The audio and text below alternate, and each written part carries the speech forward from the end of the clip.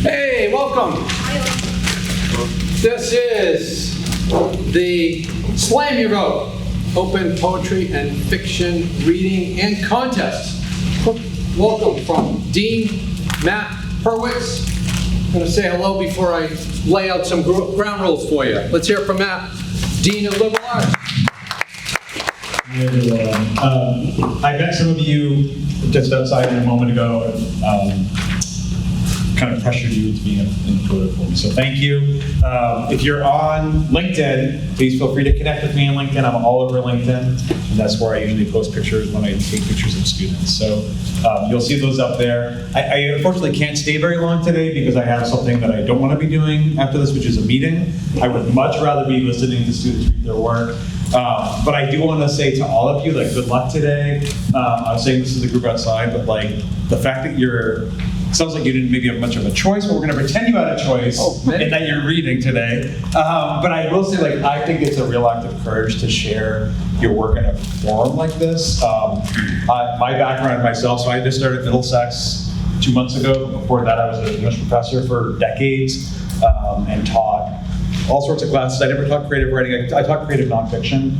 I myself do some writing, so I just know that like your writing is a part of who you are, and I know part of what you're learning in your classrooms is how to share that work and get critical feedback. But still, I just want to like commend you all for doing something that I don't know if I would have had the courage to do when I was an undergraduate student. So congratulations to you all. You're all winners, no matter where the vote goes. And good for you for exercising your democratic privileges in the classroom in advance of 2 weeks from now, National Election Day.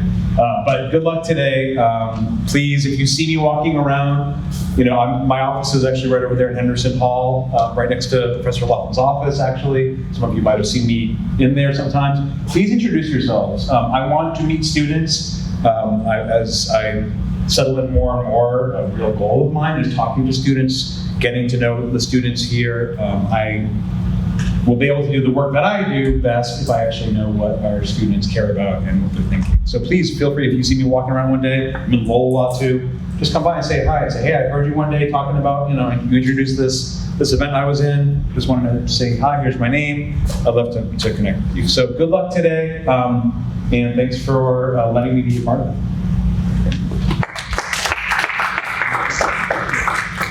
Thank you, Dean Hurwitz.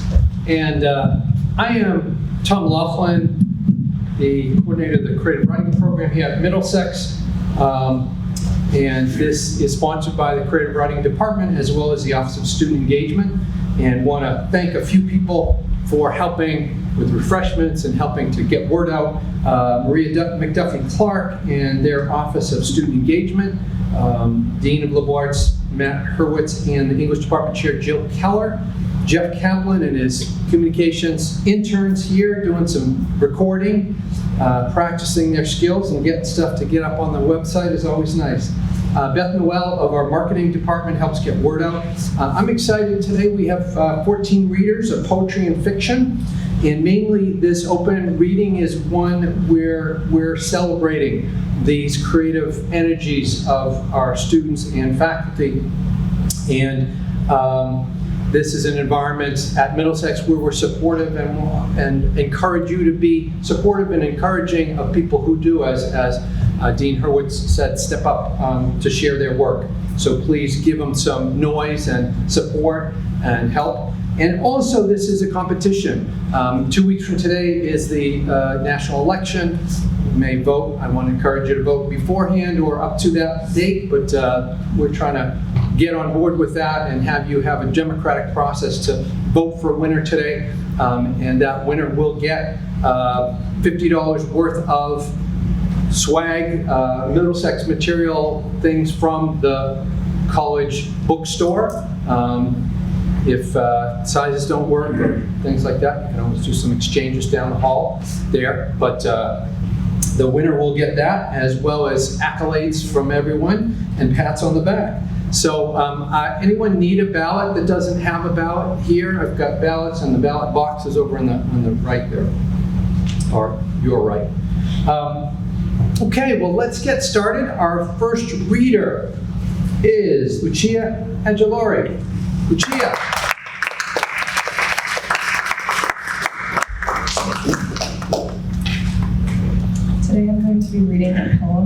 the call to keep the rain. First drop, your reluctant touch, fleeting but familiar. Quiet, cool, a soft hand, traced each place you stood, every word you left unsaid. The world hummed under its breath, an aching whispered through the trees. Brittle leaves peeled from their branches and curled up on the ground. The rain, staggered and hesitant, a rhythm to match the silence that fell between us. Each drop hit me like a thought I couldn't hold, a moment I could never return to. The weight of your absence gathered in puddles at my feet, reflecting the clouds like questions I'd never ask. Why does the storm speak clearer than you ever did? I walked beneath the weeping sky, every street slicked with memory, shining under the streetlights. Familiar paths looked strange to me as the leading fog rolled in thick. A distant light began to slip through the seams of the dark veil above. It was faint at first. I promised I wasn't sure I believed. But the air had changed, so maybe I have to. The downpour slows after failing to consume me.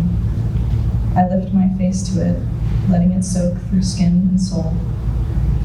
The rain, once so heavy, now like a gentle hand, coaxing me to bloom. The earth beneath me washes over with new life, rising in its aftermath.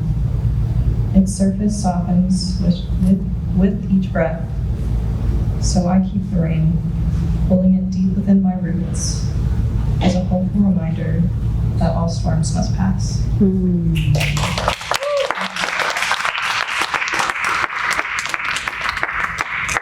Thanks for starting us off, Luccia. Good work.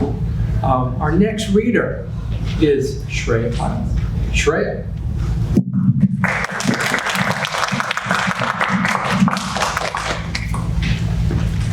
Hi. This is my. Yeah? Okay. Maybe a little closer. Or we'll move it.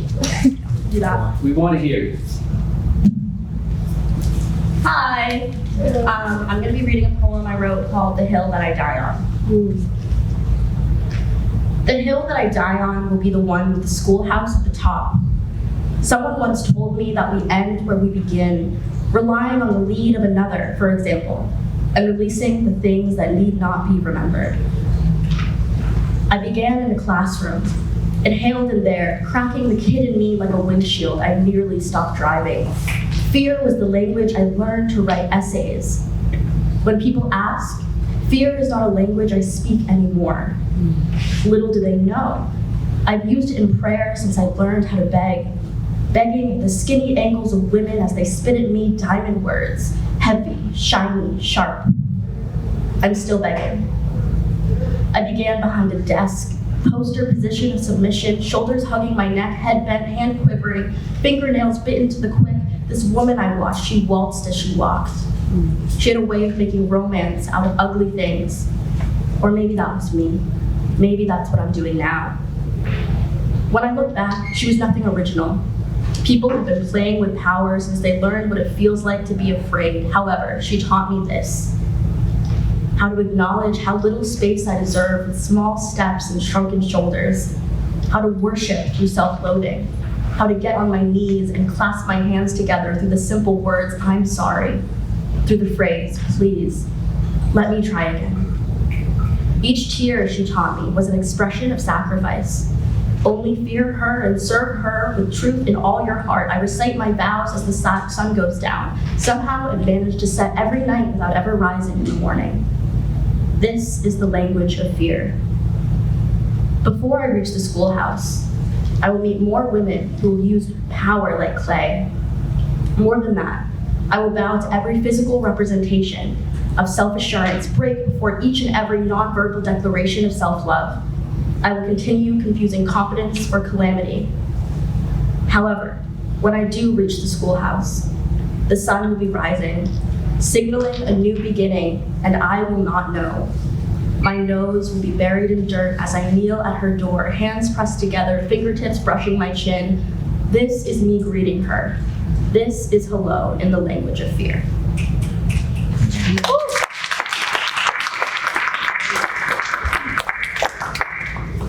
Thank you, Sreya. Awesome work. Our next reader is Conor Burrell.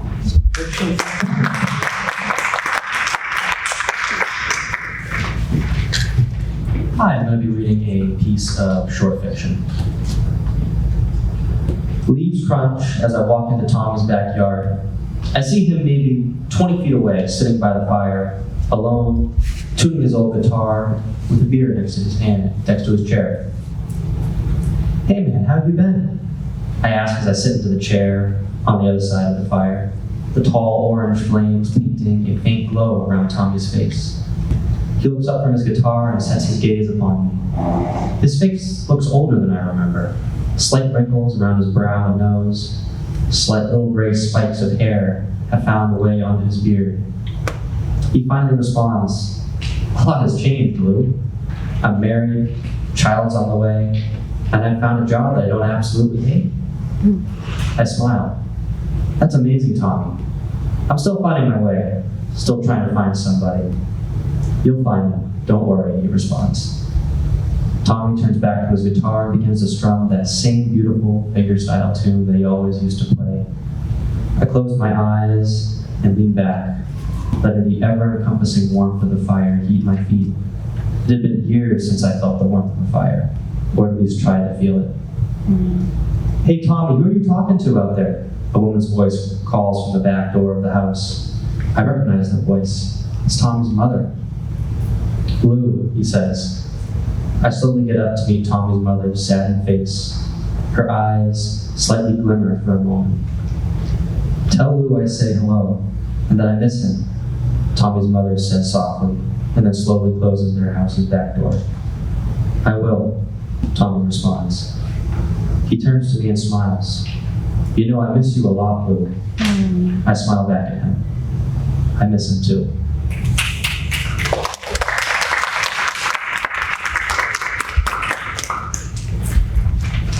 Conor. And our next reader is Andrey Goubanov. Andrey.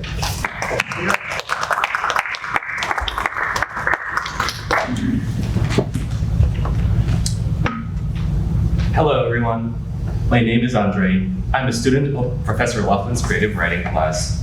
I'm bilingual, I speak Russian and English. I have written poetry for 4 years now, but last year I started writing it in English. So today I will read you my third poem in English, which is Red Golden Leaves. Let's begin. Red Golden Leaves. I came up to the maple tree. I admired its reddish crown.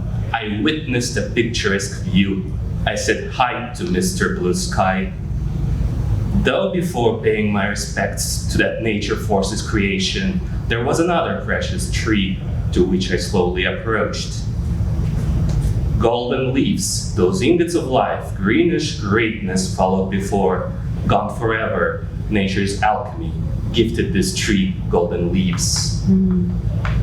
I snapped a quick peek. I was there in a blink. I ran away briefly saying goodbye. I met trees, I met Mr. Blue Sky. Thank you for listening.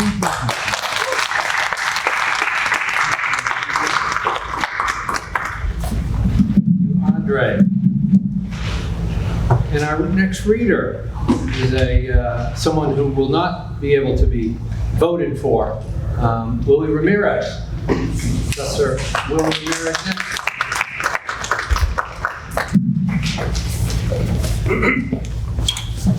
Hi. So I'm going to be reading a poem in translation and respecting the language in which it is originally written in. I will read it in Spanish first and then in English.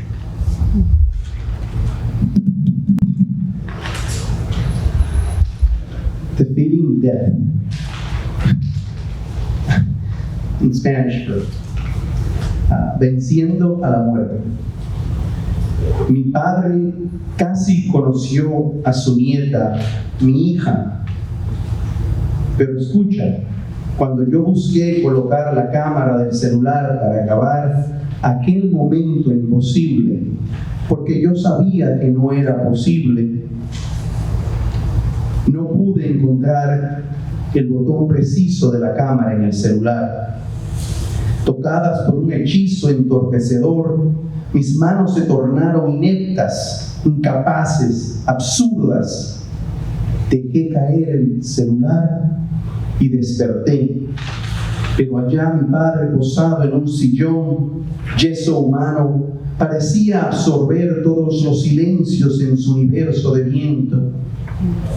Nunca miró hacia su derecha aquella nieta que tanto adoró y que vestida sin colores corría y saltaba descalza sin tocar el suelo, absorta, cantando como desde un túnel cosas extrañas que yo no podía descifrar.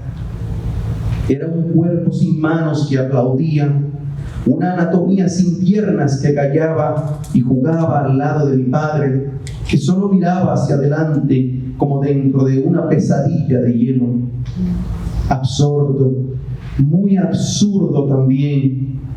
Así fue que casi vencimos a la muerte, si tan solo nos hubiera mirado a uno de los dos.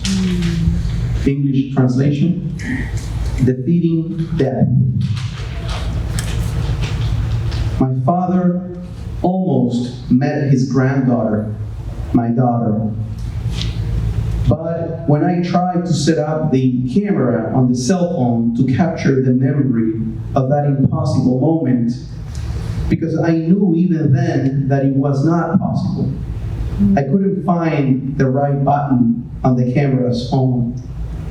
My hands, as if touched by a numbing spell, became clumsy, inept, absurd. I dropped the phone and I woke up.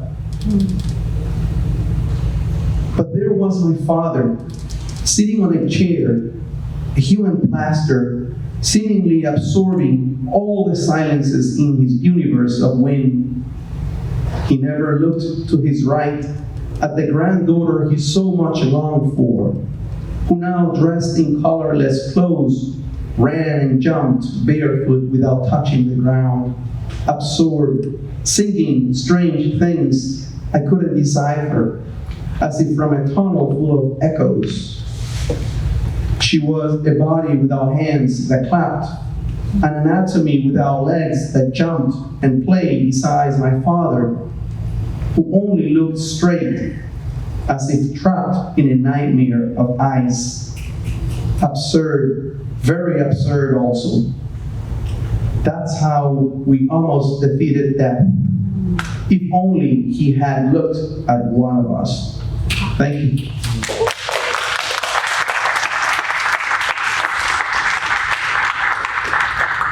Thank you, Willie. Our next reader is Cierra Justiniano. Cierra.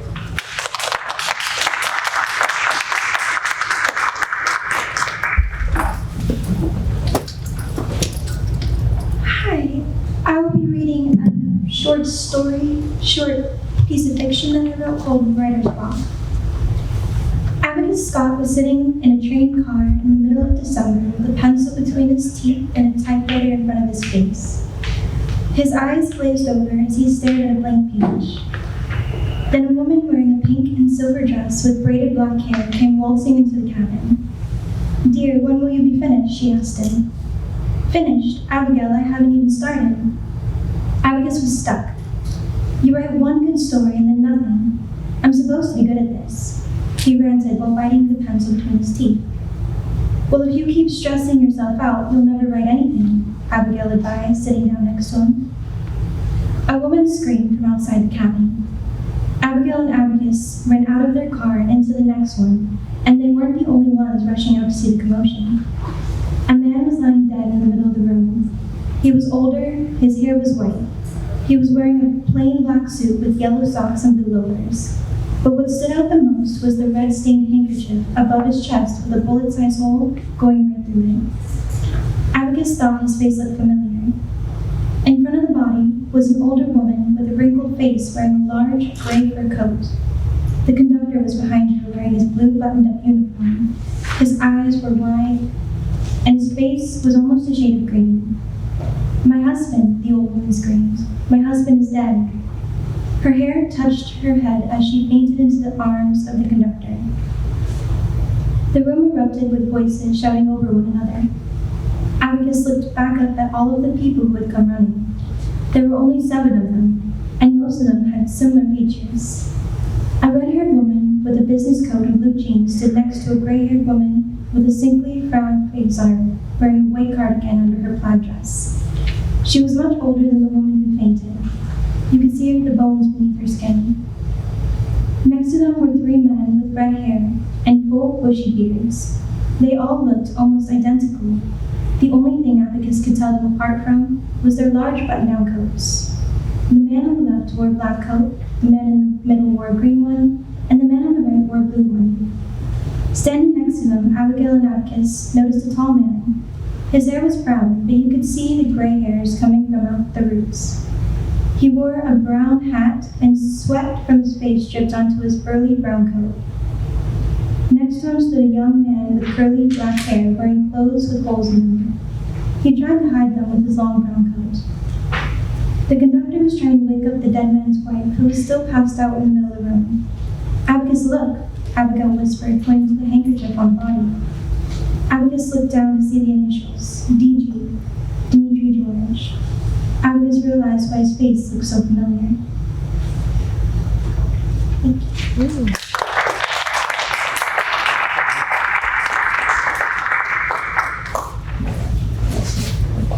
Thank you, Sierra. Good work. Our next reader is Ashley Velasquez. Ashley.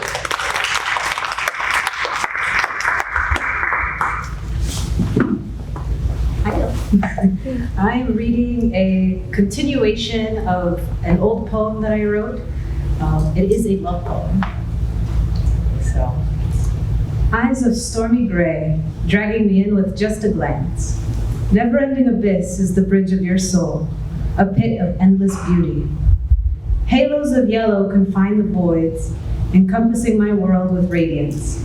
Divine chasms, you're forever beholden to my stare. What do you see when you look back at me?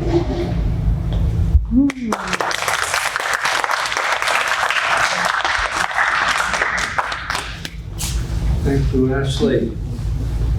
Our next reader is Todd. Nick.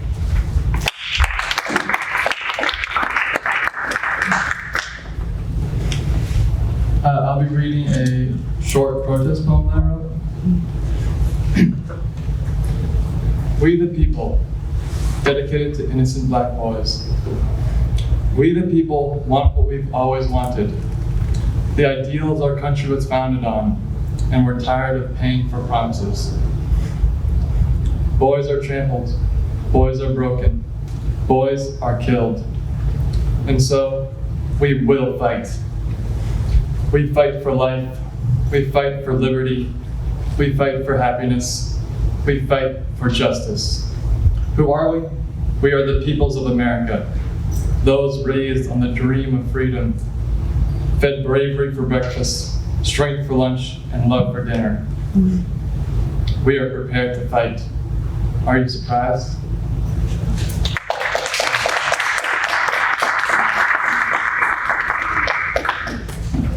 Thanks, Nick. Our next reader is Ari Silva. Ari.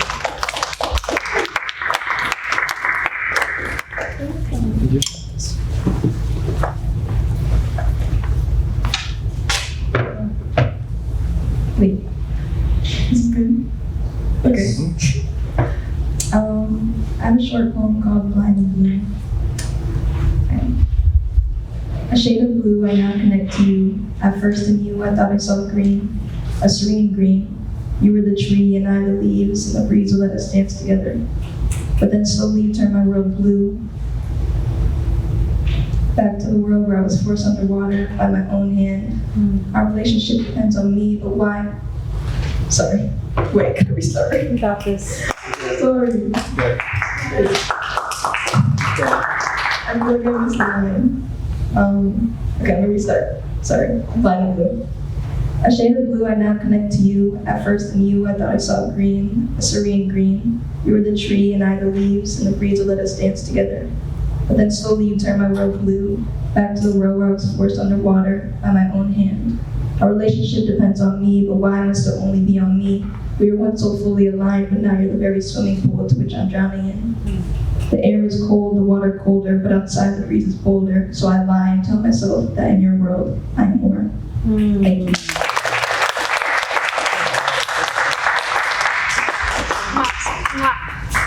Thank you, Ari. Our next reader is Adam Coffey. Adam.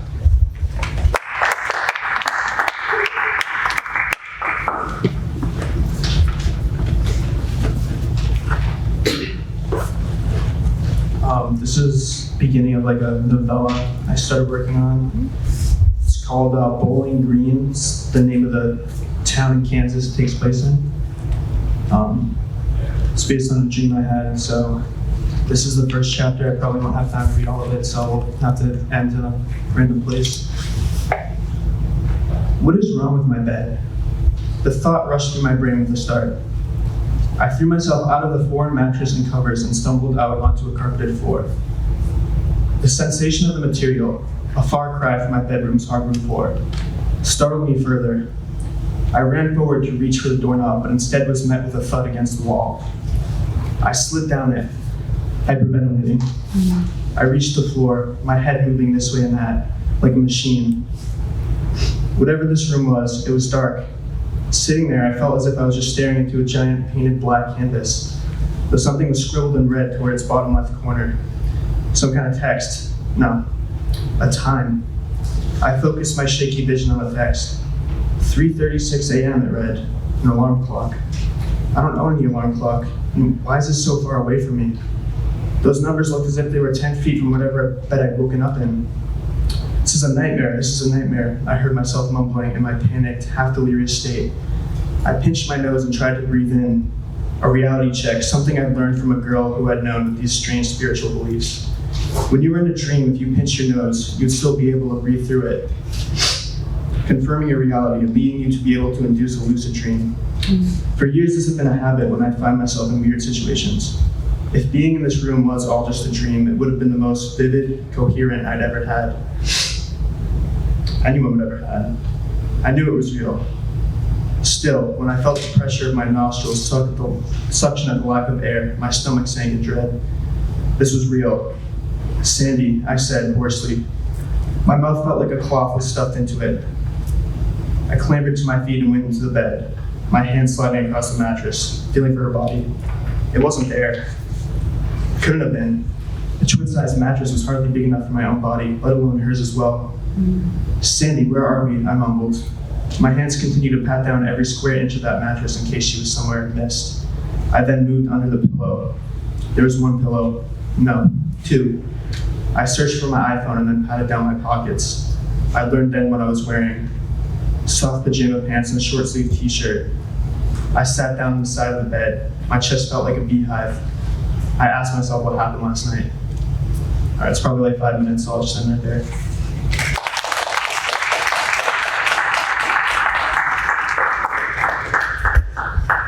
Thanks, Adam. Our next reader is Ed Engerman. Ed.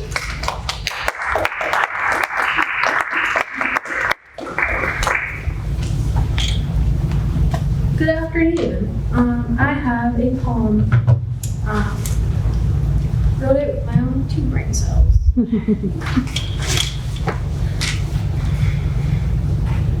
I am a student of the river. I watch her and listen to the heron that catch her fish, to the churning of her canals, to the roots and branches that reach through her, and the floating piles of trash that hang on our slimy fingers. I try to learn her way with wildlife. I want to be home to fish and birds, to feed them with the rushing currents of my body.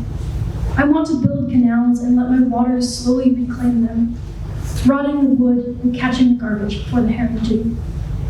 I want to nourish the earth around me, to grow strong trees with little gray squirrels, and for them not to fear me as they do now. So gaze into my murky depths. So make your wishes on my currents, fill my body with your trash. And I'll gather it all, keep it safe. Let me be at peace with what the world has done to me.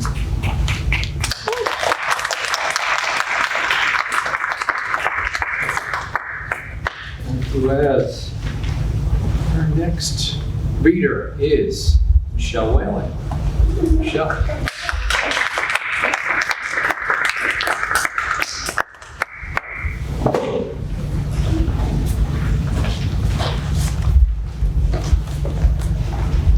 Hello, I'm Michelle Whalen. This is a piece of poetry called The Penobscot's Gift. She introduced me to enlightenment that day. My flesh lay upon her flesh, wet. This cold liquid, giver of life and death, now enmeshed with each cell of my skin drenched. So compassionately she enfolds me. The mother swaddles the infant, protects. Sounds muffled, people fade from thought and view, an intentional castaway. I left. Seeking an island of me in her sea of tranquility, I savor my breath. Ears below surface, the amplified sound, so quietly loud, so audibly deaf. She brings oneness with sight, so crisp and free, to consume skies, the movie she projects. Stage sets with backdrops of blue, Tiffany. Clouds drawn like cartoons, not real, too perfect. Stage left, a bald eagle enters the scene, materializing from the borders of nowhere and everywhere, Golden Road. He comes to pay homage to his mentor, leading his performance to this vignette at fair request of the Penobscot, as if to offer opportunity to devour thankfulness offered as treats, seeking to inflict a notion, a vibe, to assign a burden of gratitude, a tip of the hat to her mighty strength, offerings of truth so generously. What more could I ask of her? Clarity, a virtue bestowed through experience. A professor can teach, but I must be a student of her philosophy, her pet. To be and not to be, existential questions arise of love and life and meaning, a dilation of time where a moment becomes the summation of everything, a memory, an image implanted, a need to duplicate the joy now known. Little vines, examples of life remind why I'm here, more than an adventure ride. The excitement it provides, the fodder for my newly acquired life, transplant, providing a payment forward, new sight, benefactored by her omnipotence. Her teachings well within her purview, learned. Eagle departs, silence subsides, concern calls for the castaway to return. Swim. I must leave this precipice of forces. A heavier burden, a lighter load. The tympanic score, the drama embraced, plucked from her shallows, cover blown, I wept. Castaway becomes stowaway, they say. I floated too long, nearly missed last raft. I laughed as if that would be a bad thing. I took with me the souvenir she gave, an engraved picture frame placed in my mind.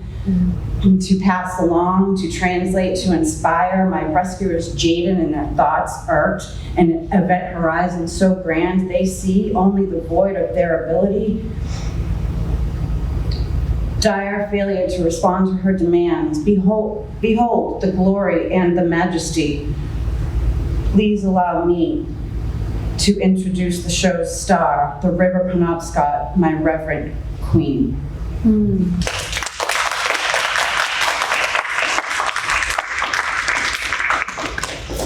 Thank you, Michelle. And our last student reader is Valentine Lincoln. Yes, there you are. Welcome. I lost the file because I'm not smart, so let me get back to it. I am reading the prologue to a novel that I'm working on. It is a fantasy Sherlock Holmes-esque thing. Dionysia Peregrine, get down now, Theodosia Peregrine screamed shrilly. Little Miss Peregrine, age 13, stood upon a wooden ladder and peered between the thick floorboards of the second floor, up into the bedroom of their esteemed guest, Mr. Shaw, watching as he raided the drawers. She had known from his improperly initialed cufflinks and glasses frames far above his pay grade that he was not, in fact, here to invest in her mother's rising corset business, but rather to do exactly what he was, filing through their home for goods. I was right, Dionysia chimed, stepping down from the ladder and smiling proudly as she looked up at her mother's face, red with a mixture of embarrassment and white-hot fury. Her smile slowly dropped. Mr. Shaw walked away $200 richer the next day. $100 from the trinkets he pocketed, and an extra $100 an extra $100 as hush money to ensure stories didn't spread about Theodosia Peregrine's hysteric daughter. But though the latter was hidden far away in the dusty corners of the manor's basement, nothing could stop the hereditary genius of the Peregrines. Dionysia's mid-teen years were by far the worst. There was a hunger inside her, a need to prove herself a superior. Theodosia often compared her to her father, a man linked to some of the only joyful memories that Dionysia held, aside from proving various people wrong. She assumed that was the reason Theodosia poured thousands of dollars into boarding schools, which worked out in their own odd way. Some days, when Dionysia was bored, she'd pour out analyzations of persons' looks connected to their psyche, mirroring, coming together like pieces of an infinitely complex puzzle, all of which were spoken aloud. Unfortunately, people didn't like their lives being unraveled before their eyes, and quickly, Dionysia's schooling was reeled back to the comfort of her own home, being both taught and learned by her. For years, she thrived in the manor, filing through each book with ease. No matter if it was 50 or 400 pages, the absence of her mother during her business parades aided her in her schooling, motivated her to be better, to find something fulfilling of her curiosity, and one day, it did. Edwin Baudelaire, the greatest detective in Pendleton, solving another case, one after another as if they were simple crossword puzzles, serial killers, cannibalists, missing persons, he solved it all. He was the stepping stone that she needed to rise to the top. He was the key. So she stole cash from her mother's wardrobe, packed a suitcase, left a letter, and bought a ticket to Pendleton, the filthiest city in the Royal Circle.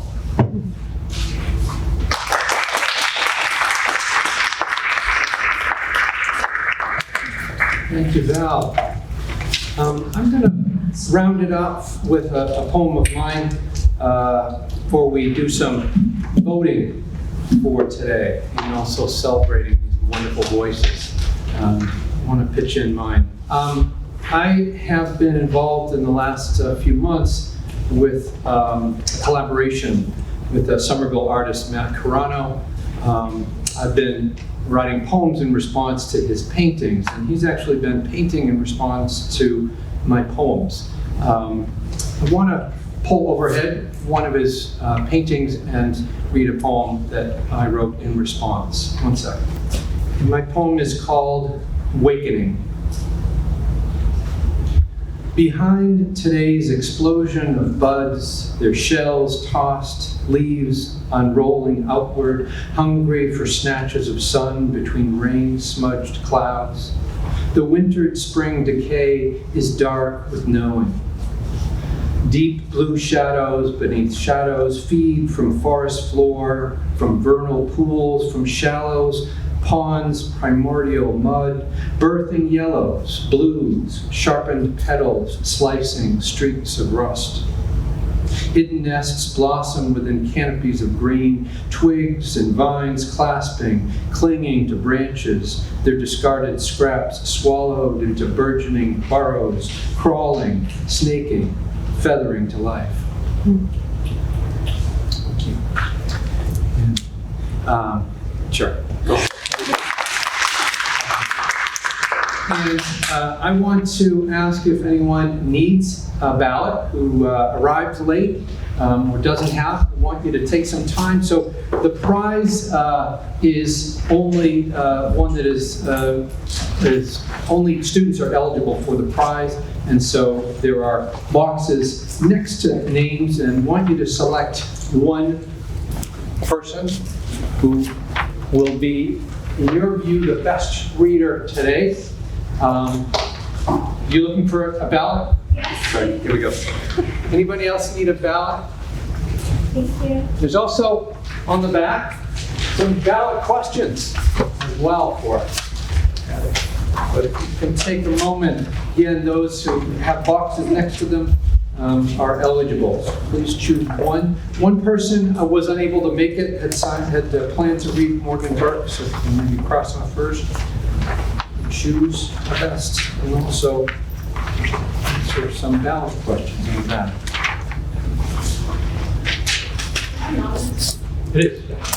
This is anonymous. This is a Democrat. Oh, sure.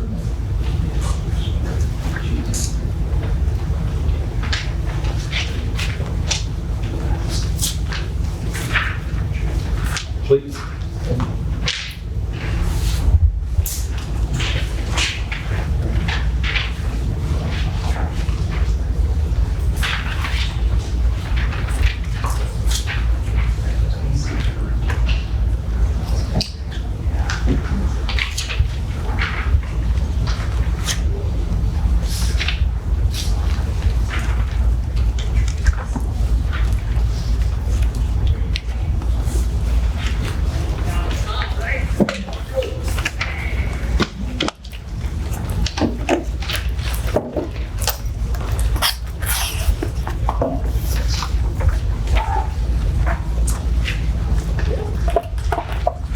And when you're ready, the ballot box is right up front here. Please cast your ballot in this democratic process. Official ballot.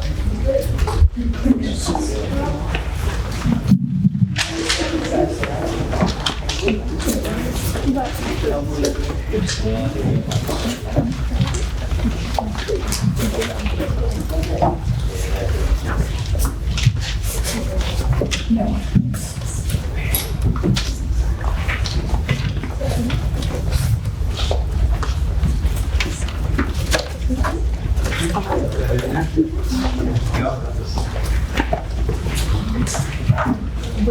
And I want to just mention that we have a number of different events coming up, and there will be another Slam Your Vote event on the Lowell campus, and that is happening on Wednesday, November 6th at 2 p.m. And similar prize there. We have in this very room Kristen Hill on November 19th. She's an amazing performance poet. She's a poet in residence at Brandeis University.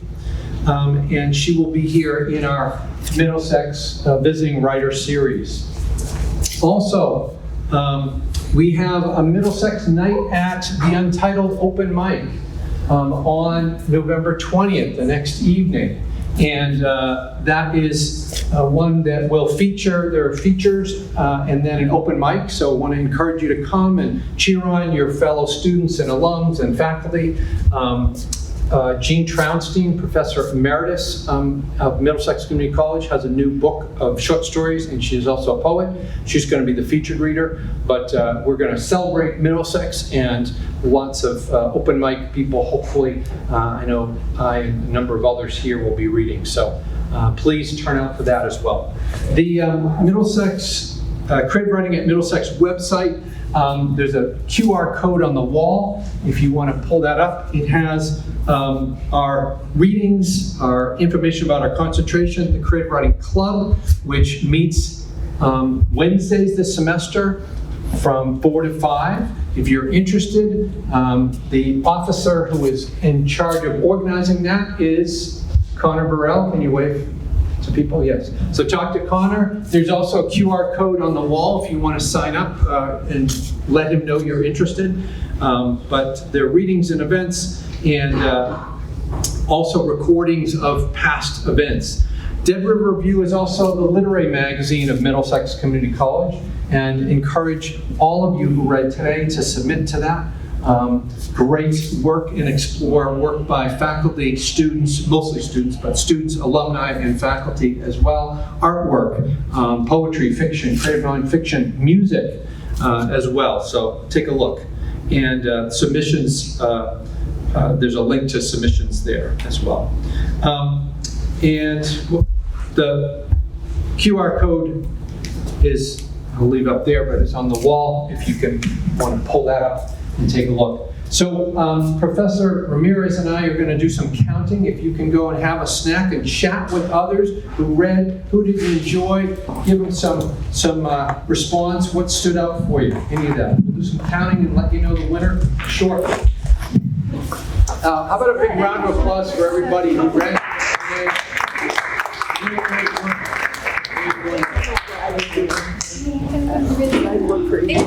I want to like squeeze you because I'm so proud.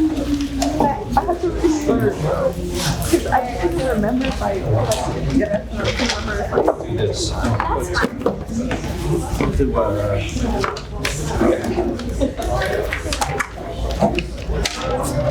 Yeah, right.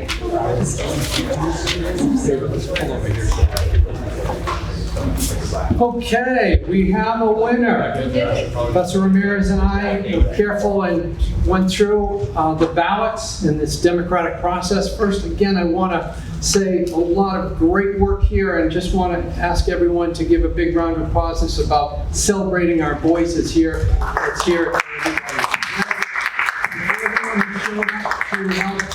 Listen and be an audience for us and help us to decide on the winner for today. Mentioned there is a care package of $50 worth of material of some wonderful Middlesex labeled items, shirts and hat and mug and other things. And the winner today is Sreya Pyles.